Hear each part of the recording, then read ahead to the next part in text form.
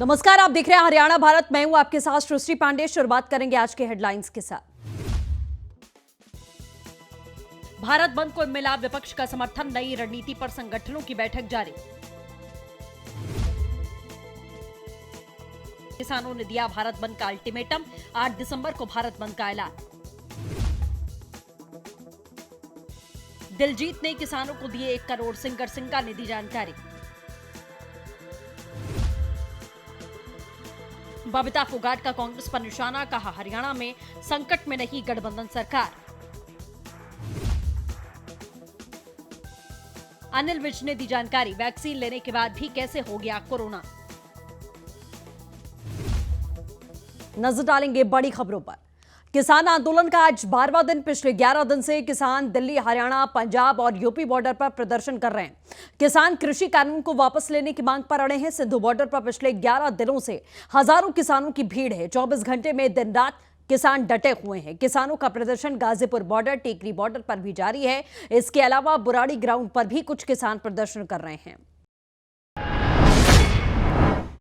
किसान कृषि कानून के विरोध में किसान अपनी मांगों पर अड़े हैं। कई बैठकों के दौर के बाद भी अब किसान नेताओं ने 8 दिसंबर को भारत बंद का अल्टीमेटम दिया है। भारत बंद को लेकर किसानों ने पहले ही कहा था कि अगर तीनों कृषि कानून वापस नहीं लिए गए तो वो भारत बंद करेंगे। किसानों ने सभी टोल प्लाजा पर कब्जे की चेतावनी दी थी। साथ ही किसानों का कहना है कि वो आने वाले दिनों में दिल्ली की बची हुई सड़कों को भी ब्लॉक कर देंगे।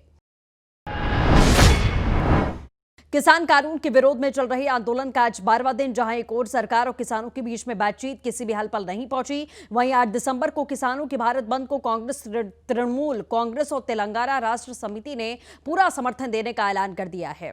कांग्रेस ने 8 दिसंबर को होने वाले किसानों के भारत बंद के समर्थन का ऐलान किया। पार्टी प्रवक्ता पवन खेड़ा ने बताया कि हम आंदोलन के सपोर्ट में अपनी पार्टी ऑफिस में प्रदर्शन करेंगे और इससे राहुल गांधी की किसानों के प्रति रिपोर्ट को मजबूती मिलेगी।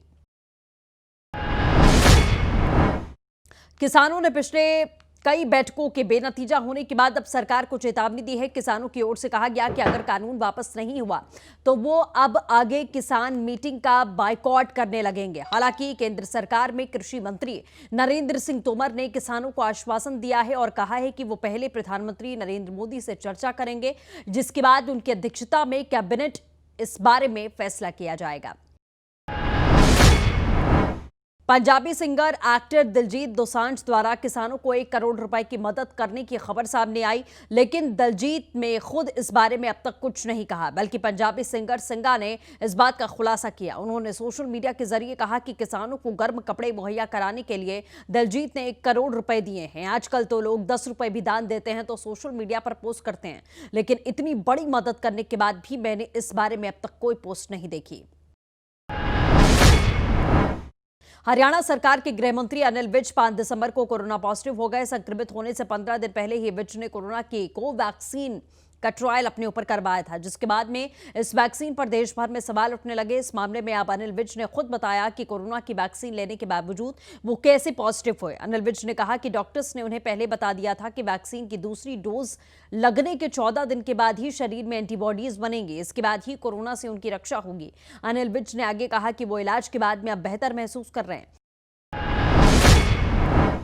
किसान आंदोलन पर अब सियासत तेज होती जा रही है। भाजपा और कांग्रेस दोनों ही एक दूसरे पर किसान आंदोलन को लेकर निशाना साध रहे हैं। इसी बीच में दंगल गर्ल और भाजपा नेत्री बबीता फोगाट ने कृषि कानूनों को सही ठहराते हुए किसान आंदोलन को लेकर विपक्ष पर साधा निशाना। फोगाट ने विपक्ष पर कृषि कानूनों को लेकर भ्रम फैलाने का आरोप लगाया। साथ ही दावा किया कि किसान आंदोलन के चलते हरियाणा में गठबंधन सरकार पर कोई संकट नहीं है और जो कोई नेता इस्तीफा दे रहे हैं वो दोगली राजनीति कर रहे हैं।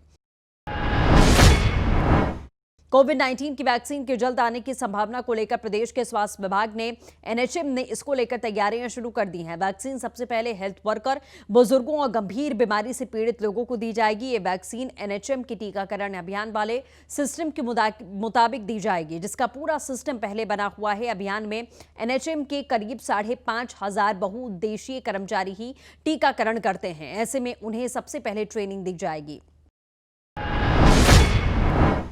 कृषि कानून के खिलाफ में पिछले कई दिनों से किसान सीमा पर डटे हैं और एक ओर जहां उनका प्रदर्शन थमने का नाम नहीं ले रहा, तो वहीं पंजाब और हरियाणा के हजारों किसान महीनों का राशन लेकर दिल्ली की दहलीज पर डटे हैं। लेकिन अब प्रदर्शन कर रहे किसानों का स्वास्थ्य खराब हो रहा है। वहीं अब तक 3 किसानों की मौत हो गई है। हेल्प कैंप पहुंच रहे 20% को गैस की दिक्कत है, 30% को हाथ पैर में चोट है और 20% का गला खराब है और बाकी 30% को बुखार, पेट दर्द, सीने में जलन और अन्य तरीके की समस्याओं का सामना करना पड़ रहा है। इसी के साथ में हरियाणा भारत में बस इतना ही। नमस्कार।